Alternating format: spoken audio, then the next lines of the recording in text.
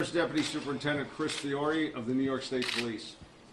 I'm joined today by members of the State Police Headquarters and Troop G staff, the Schoharie County Sheriff Ron Stevens, and National Transportation Safety Board Chairman Robert Sumwalt.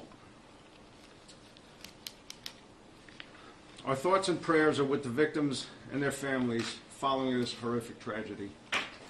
On October 6, 2018, at approximately 1:55 p.m., Schoharie County Sheriff's Office and New York State Police Patrols responded to a motor vehicle crash at the intersection of State Route 30 and State Route 30A in the town of Schoharie.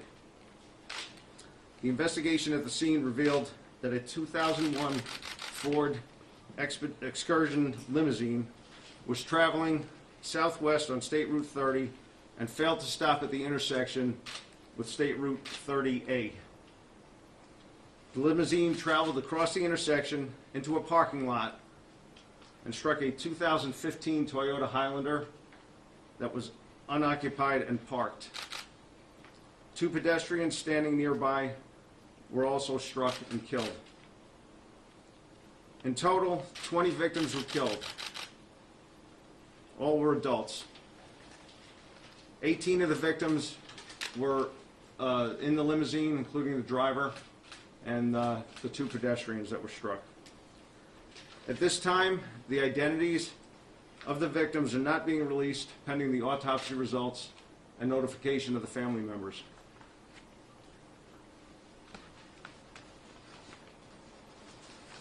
The State Police have set up a dedicated phone line to assist the family members of the victims in the crash. We encourage them to call 1-877-672-4911 and speak with a member of the State Police. I'll repeat that number. That's 1-877-672-4911. In addition to Troop G uniform and BCI members, the Troop G Collision Reconstruction Unit and Forensic Investigation Unit responded to the scene, along with Schoharie County Sheriff's Department members and members of Emergency Medical Services, numerous volunteer agencies. I would like to thank our fellow first responders for their assistance during this investigation. The National Transportation Safety Board was also notified and has launched a team to investigate the crash. The scene has been cleared at this time and the victims have been transported to Albany Medical Center, where autopsies are now being conducted. The State Police investigation is continuing with interviews, evidence processing, and collision reconstruction. Governor Cuomo has directed all state agencies to provide every resource necessary to aid in the investigation and determination of what led to this tragedy. We will answer questions that we can in a moment, but first, I would like to invite NTSB Chairman Sumwalt to say a few words.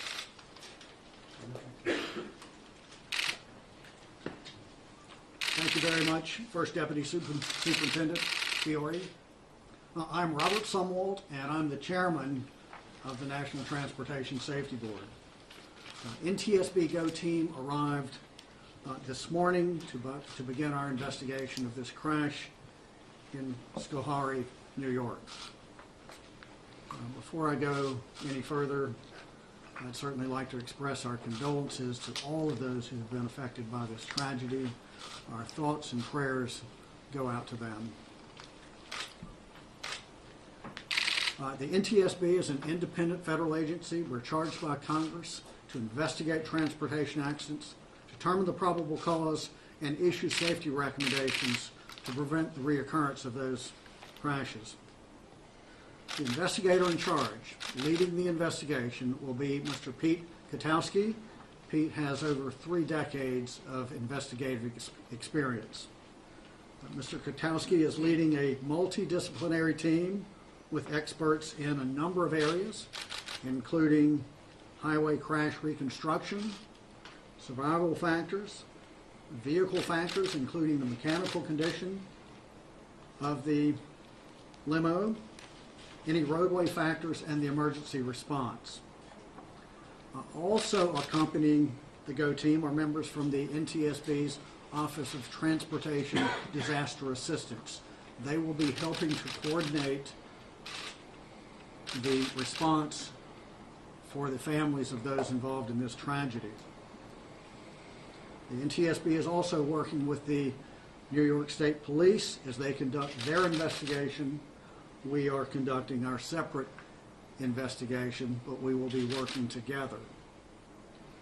Throughout the next few days, NTSB investigators will work on scene to thoroughly document the scene and to gather what we call the perishable evidence, the information that goes away with the passage of time. I expect our investigators will be here about 5 days. Since we're at the very beginning of the investigation, we really don't have any information to report on the actual investigation itself, but we will be keeping you informed through regular updates, either media briefings or through our media sources like Twitter. It's important to point out that our mission is to point out not only what happened, but why it happened, so that we can keep things like this from happening in the future.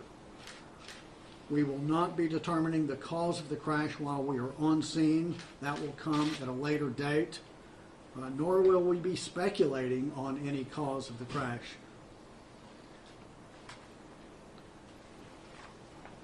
We certainly want to thank the first responders. I know it's been a very, very trying 25 hours for all involved. And again, our thoughts and prayers go out to those. I'll turn it back over to the First Deputy Superintendent. Thank you. Okay, at this time, I'll open it to any questions, but please keep in mind, it's very early in the investigation. We have not made notifications to the family members, so that we're going to be very limited on what we can disclose. First Deputy, I'm sorry. Could you say even what regions anyone is from on this, what the party's from? And also, you mentioned that the limousine went through. Can you tell, through the stop sign, can you say how you know that? Was it a witness? Or? Well, I'm not going to discuss at this time where the limousine came from and where it was heading.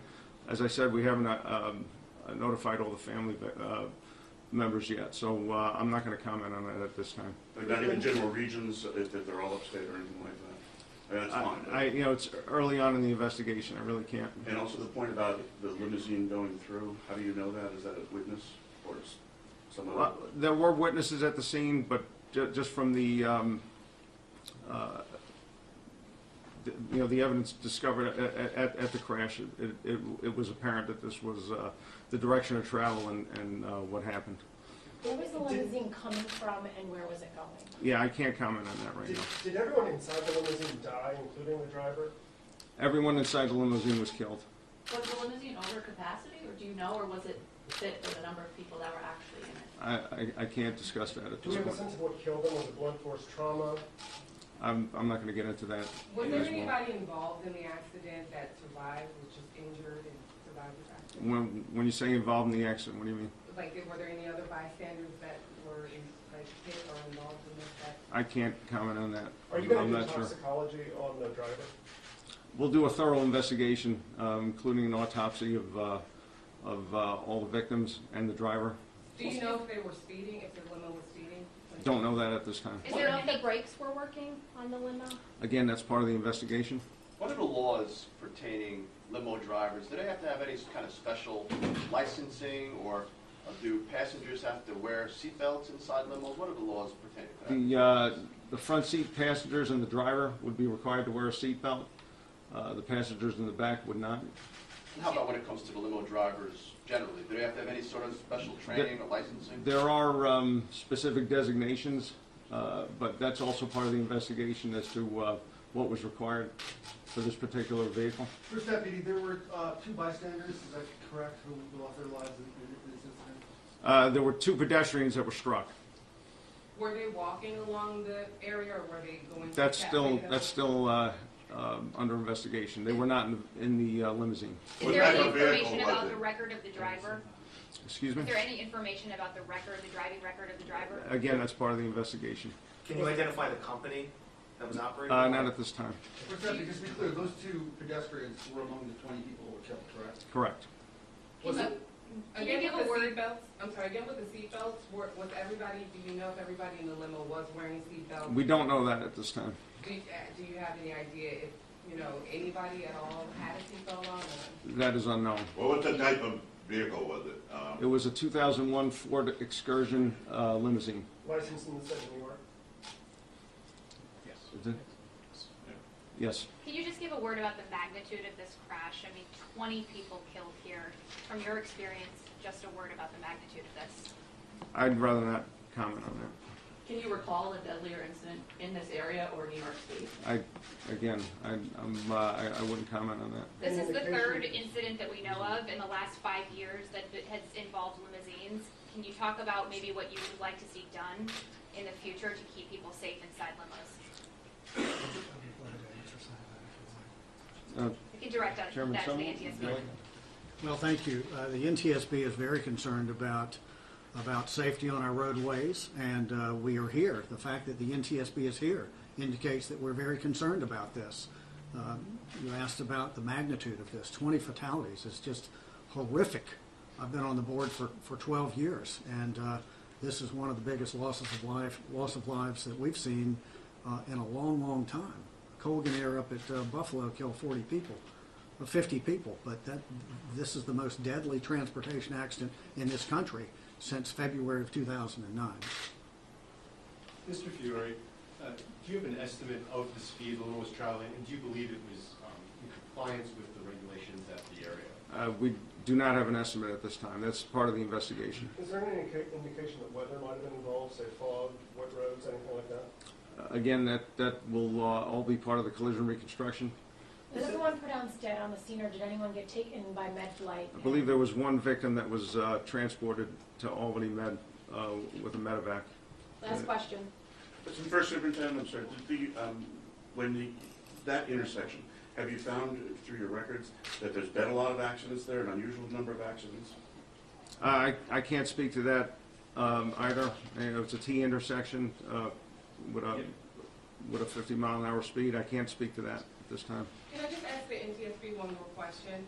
What are you guys looking into that you might think that needs to be changed around that area to prevent other accidents like this happening? Because people in the area said that this is quite common to that stretch of road. So the question is, what specifically would the NTSB be looking at to help prevent accidents or crashes like this in the future?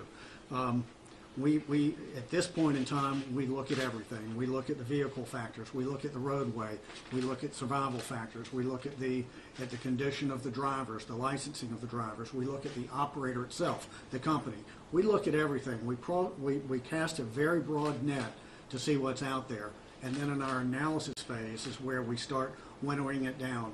But we do typically conduct very thorough investigations, and we come out with recommendations designed to prevent these things in the future. That is why we are here. I have a question for That's the last question. She called the last question. Thank you all for coming.